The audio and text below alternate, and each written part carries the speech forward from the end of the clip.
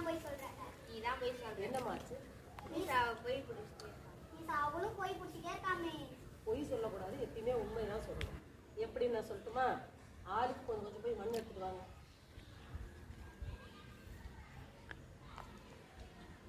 இப்போ என்ன பண்ற? எல்லாம் நீ வந்து மெய் அப்படின்னு சொல்லணும். மெய் மெய் மெய் மெய் மெய்.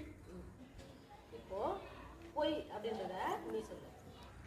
பொய் பொய் பொய் பொய். நீ மெய் சொன்ன, மண்ணு பறந்துச்சா? நீ பொய் சொன்ன, மண்ணு பறந்துச்சா? நல்லா பறந்துச்சு. பொய் அப்படின்னு சொன்னா மண்ணு கூட நிலையா இல்லாம ஸ்டெடியா இல்லாம என்ன ஆகுது? பறக்குது. உண்மை சொல்லும் போது மண்ணு கூட எப்படி இருக்கு? நிலையா ஸ்டெடியா நல்லா கெத்தா இருக்கு. சரியா?